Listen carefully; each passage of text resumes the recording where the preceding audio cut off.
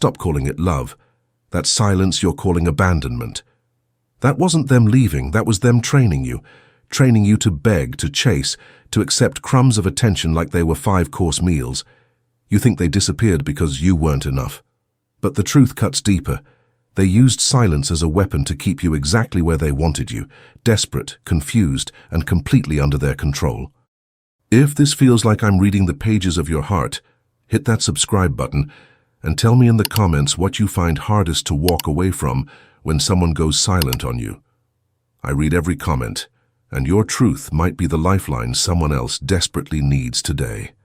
Here's what John Bowlby discovered about human attachment that narcissists exploit every single day. We are biologically programmed to reconnect when bonds are threatened. Your nervous system doesn't distinguish between physical abandonment and emotional withdrawal. To your brain, silence from someone you love feels like death, and they know this. They've studied your reactions like a scientist studies lab rats. Every time they went silent and watched you scramble, they were collecting data on exactly how much power they held over your emotional state. That person didn't leave because you weren't worthy of love. They discovered something far more intoxicating than your affection, your desperation, your willingness to abandon yourself just to make them speak again. Think about it. How many times did you apologize for things you never did? How many times did you rewrite your own reality just to make sense of their silence?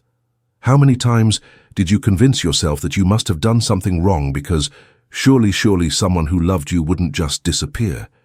How many nights did you lie awake analyzing every conversation, every text, every interaction, trying to pinpoint the exact moment you supposedly ruined everything? How many times did you craft the perfect message, deleting and rewriting it dozens of times, desperately hoping it would be the magic words that would make them respond? Every single time you reached out during their silence, you weren't fighting for love.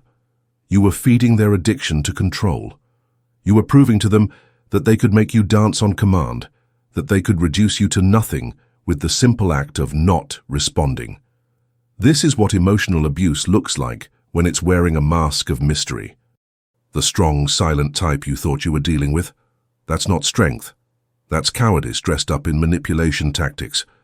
You want to know why avoidants and narcissists use silence so effectively? Because they understand something about your attachment system that you're just beginning to learn.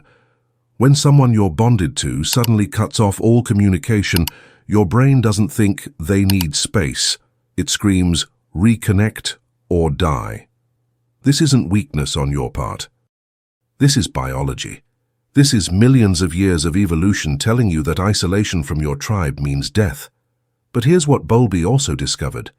Healthy attachment doesn't use this biological drive as a weapon. Bowlby called it the attachment behavioral system, the hardwired need to maintain closeness with significant others. But what he also found is that when this system is consistently activated without resolution, it creates anxious attachment patterns. Patterns that manipulators exploit. Someone who truly loves you doesn't exploit your need for connection. Someone who values you doesn't turn your attachment system into their personal control panel. They knew exactly what they were doing when they went silent after that argument. They knew you'd spend days, maybe weeks, replaying every word, questioning your own memory, wondering if you overreacted. They knew silence would accomplish what screaming never could: complete surrender. But here's the reframe that changes everything. Their silence wasn't rejection of who you are. It was revelation of who they are.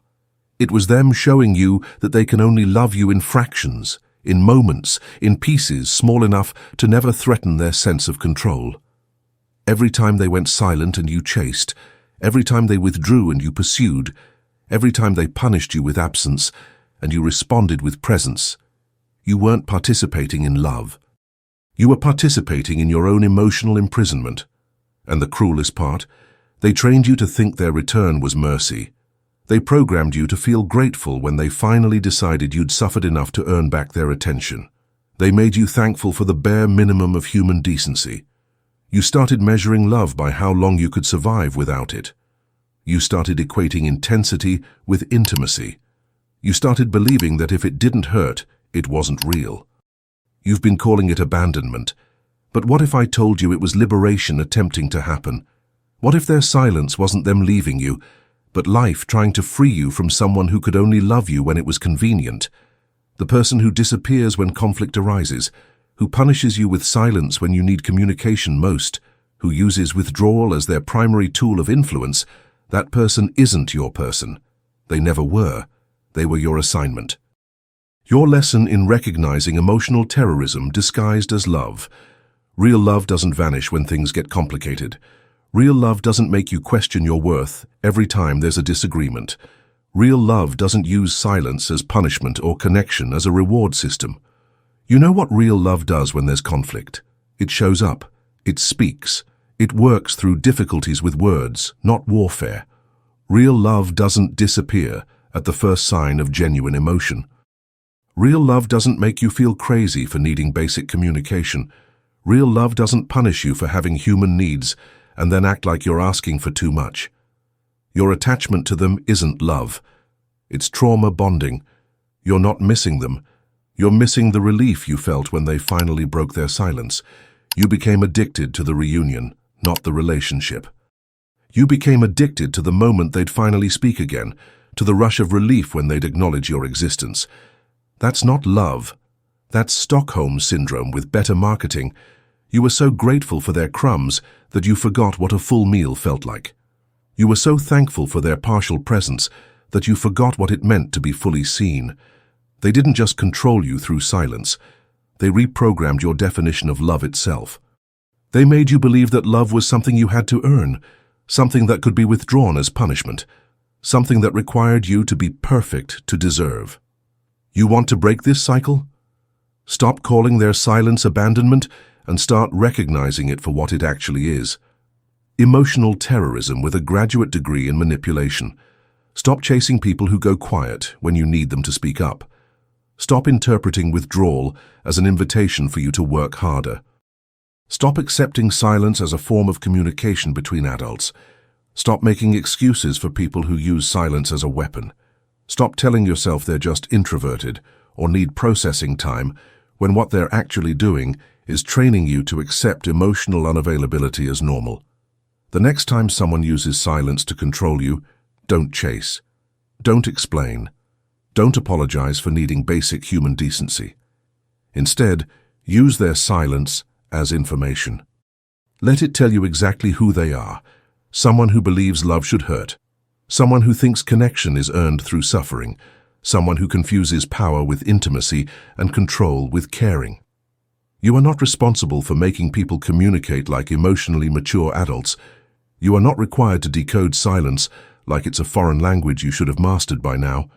You are not obligated to chase people who use their presence in your life as a threat. You are not meant to love someone who needs you desperate to feel powerful. You are not a rehabilitation center for emotionally unavailable people. You are not a training ground for someone learning how to love. You are not a practice relationship for someone figuring out how to be present. The right person won't make you guess where you stand. The right person won't punish you with their absence. The right person will choose connection over control, communication over manipulation, presence over punishment. The right person will fight for the relationship, not disappear from it. The right person will use their voice to solve problems, not their silence to create them. Their silence was never about you not being enough. It was about them not being equipped for the kind of love that requires showing up, especially when it's difficult. Stop waiting for them to break their silence. Break your pattern of chasing people who use connection as a weapon instead. Your peace is worth more than their presence. Your dignity is worth more than their attention. Your mental health is worth more than their validation. Your nervous system deserves someone who doesn't activate your fight or flight response every time there's a disagreement. Your heart deserves someone who doesn't use love as a bargaining chip. They didn't leave you. They revealed themselves. Now it's time for you to leave them and choose yourself instead. The silence ends when you stop trying to fill it. The control ends when you stop letting it work. The abandonment ends when you realize you were never truly seen by them anyway. They didn't control you through leaving. They controlled you through making you believe you needed them to stay. But here's what they never counted on. You learning that their silence wasn't rejection, it was revelation. And now that you know, you can finally walk away from the sound of nothing and toward someone who chooses to speak.